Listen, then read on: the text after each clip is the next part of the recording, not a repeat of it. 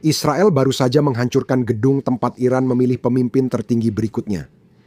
Majelis ahli sedang bersidang. Suara sedang dihitung dan kemudian serangan itu terjadi. Belum jelas apakah ada yang selamat atau tidak. Coba lihat video setelah kejadian yang kami miliki ini. Inilah gedung tempat masa depan Iran sedang diputuskan dan sekarang sudah menjadi puing-puing. Musik.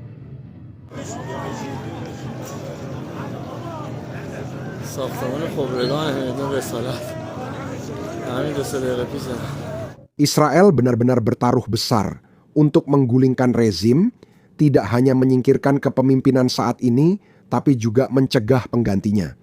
Mungkin Israel punya intelijen tentang siapa yang dipilih atau ingin menghentikan proses itu sepenuhnya.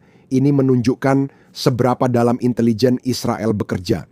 Sebentar lagi, kita bahas detail bagaimana CIA dan Mossad melacak Khamenei sebelum dia dibunuh, karena detail baru ini sangat mengejutkan.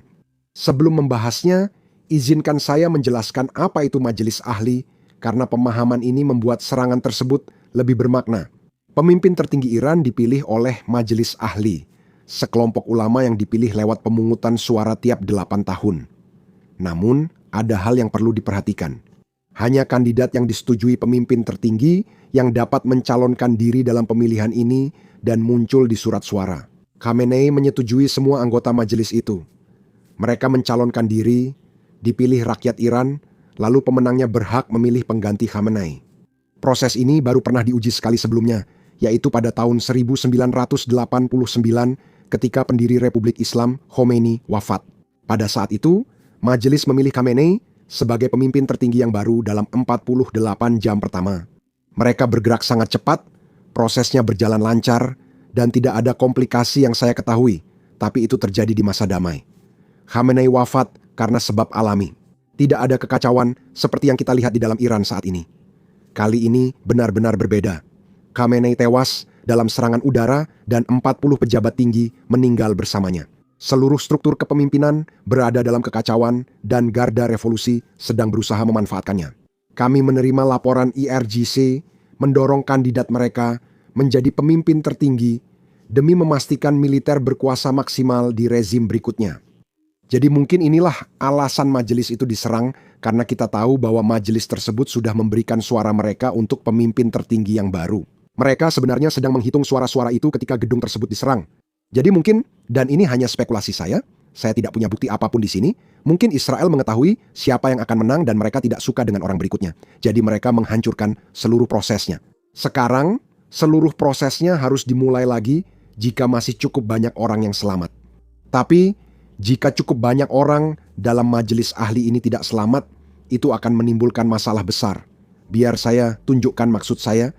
Lihat, menurut Konstitusi Republik Islam, majelis ahli sangat penting dalam memilih pemimpin tertinggi yang baru.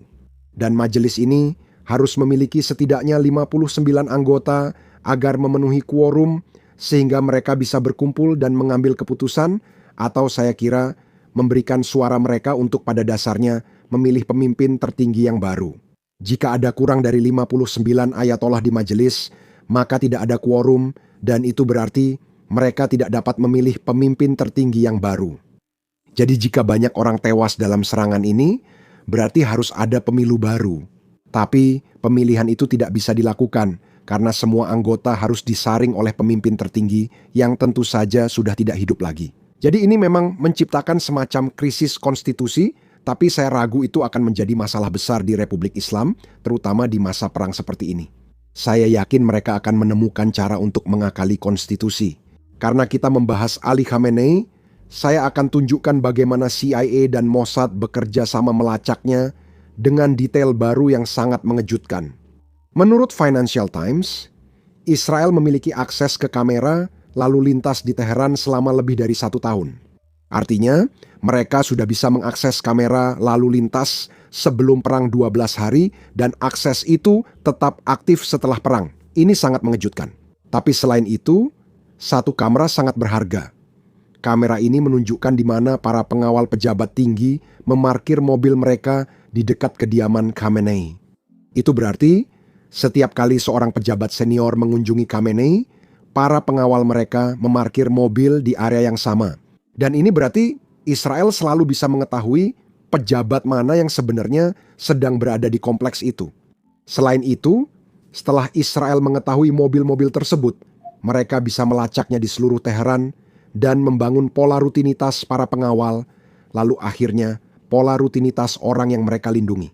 Di bidang intelijen, ini disebut membangun pola kehidupan yang sangat berguna jika Anda ingin mengetahui di mana seseorang akan berada saat Anda berusaha menyingkirkannya. Sekarang, tentu saja ini sangat mengejutkan dan begitu mengejutkan sehingga sulit dipercaya bahwa mereka memiliki akses ini selama lebih dari setahun dan rezim Islam tidak bisa mengetahuinya. Tapi penting untuk menunjukkan bahwa ini hanyalah salah satu dari ratusan data yang digunakan Israel untuk merencanakan serangan itu. Tapi ada satu masalah. Orang Israel tahu dari perang 12 hari bahwa saat pertempuran dimulai, Khamenei akan bersembunyi di salah satu bunker di Teheran. Bunker-bunker ini tidak bisa ditembus bom Israel. Jadi, jika Khamenei bersembunyi di bawah tanah, dia akan tetap aman. Itulah mengapa waktu serangan awal sangatlah penting. Mereka harus mendapatkannya sebelum dia tahu perang akan dimulai. Mereka harus mendapatkannya di atas tanah, di mana dia bisa disingkirkan. Disinilah doktrin militer Israel perlu dibahas. Menurut doktrin ini, sebelum serangan dilakukan, dibutuhkan konfirmasi dari dua agen berbeda yang dapat memastikan bahwa target benar-benar berada di lokasi di mana serangan akan dilakukan. Sayangnya bagi Israel, mereka hanya punya satu sumber yang memastikan Khamenei hadir di pertemuan Jumat pagi. Mereka butuh sumber kedua sebelum menyerang. Disinilah CIA berperan. CIA juga telah melacak Khamenei selama waktu yang sangat lama. Dan selain itu, CIA memiliki sesuatu yang tidak dimiliki Israel. Sebuah sumber manusia di lapangan di Iran yang bisa mengonfirmasi di mana Khamenei akan berada pagi ini. Nah, coba tebak, CIA mendapatkan konfirmasi ini, mereka meneruskannya kepada pihak Israel, dan kemudian operasi pun dimulai. Sekadar catatan, saya tidak tahu persis seberapa tinggi posisi sumber ini, karena kita tahu bahwa Israel mampu menembus sangat tinggi di rezim Islam. Sumber ini kemungkinan kini menempati posisi tinggi di rezim yang berperang dengan Amerika Serikat. Namun, itu tidak perlu dikhawatirkan. Saya yakin Republik Islam sedang mencari sumber itu. Mari kembali ke cerita kita. Begitu intelijen dikonfirmasi, semuanya bergerak sangat cepat. 2 jam sebelum pertemuan pukul 9.30 pagi, jet-jet Israel lepas landas dari Israel. Saat para pejabat Iran mulai tiba di kompleks tersebut, Israel bisa melihat mobil-mobil pengawal di kamera lalu lintas yang mereka akses.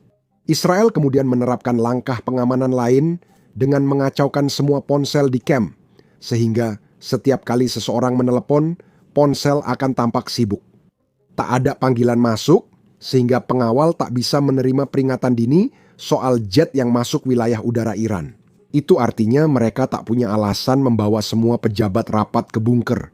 Rapat pun dimulai. Israel tiba sekitar 10 menit setelah rapat dimulai dan menjatuhkan hampir 30 amunisi berpemandu presisi ke kompleks itu. Bom-bom ini tidak menyisakan ruang untuk kegagalan.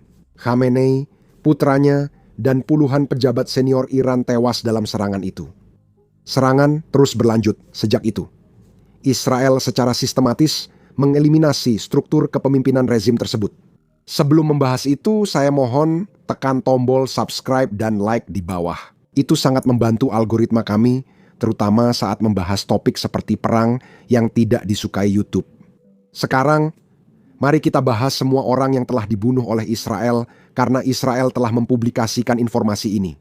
Ini unggahan IDF yang mengonfirmasi semua orang yang mereka bunuh dalam apa yang mereka sebut poros teror. Di bagian atas, kita punya pemimpin tertinggi, lalu kepala staf, kemudian komandan IRGC, lalu komandan intelijen pusat, komandan angkatan udara IRGC, komandan pasukan Quds Suriah, pemimpin Hizbullah, pemimpin Hamas, dan masih banyak lagi. Banyak pimpinan rezim telah tiada dan serangan masih berlangsung. Pagi ini, gedung IRGC di Teheran diserang. Ledakan itu sangat dahsyat hingga dokumen rahasia tersebar ke seluruh kota. Berikut cuplikan setelah ledakan.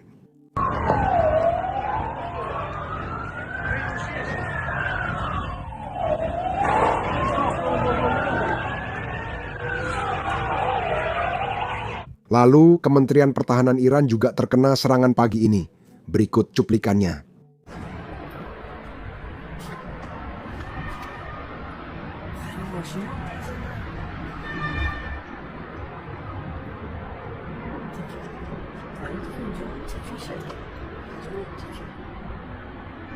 Kami juga menerima laporan tentang serangan gedung parlemen Iran kemarin yang berasal dari media pemerintah Iran. Serangan-serangan ini menyampaikan satu pesan. Gedung-gedung Iran, setidaknya yang dikenal dunia, kini tidak lagi aman. Karena itu, rezim melakukan tindakan putus asa dan bermakna. Laporan muncul bahwa IRGC dan pasukan Basij meninggalkan markas mereka dan pindah ke sekolah, masjid, dan rumah sakit. Kenapa? Seperti yang kita bahas tadi, setiap lokasi militer yang diketahui diserang, jadi mereka bersembunyi di balik warga sipil. Ini bisa kita lihat di video. Baru pagi ini, juru bicara Menteri Luar Negeri Iran mengadakan konferensi pers. Lihat latar belakang di layar Anda. Itu adalah ruang kelas sebuah sekolah. Negara sekarang beroperasi dari sekolah dasar karena gedung-gedung mereka hancur. Dan itulah yang mereka mau tunjukkan di depan kamera. Bayangkan apa yang tidak mau mereka tunjukkan. Karena itu, saya percaya laporan yang menyebut pasukan militer dan pasukan Basij pindah dan beroperasi dari sekolah menjadikannya markas. Rezim yang memerintah Iran selama 46 tahun semakin putus asa. Dan berdasarkan apa yang kita pelajari, sepertinya mereka tidak punya tempat lain untuk bersembunyi. Jadi pastikan untuk menekan tombol subscribe di bawah ini agar tidak ketinggalan apa yang terjadi selanjutnya. Nama saya Sam dan saya akan bertemu kalian di video berikutnya.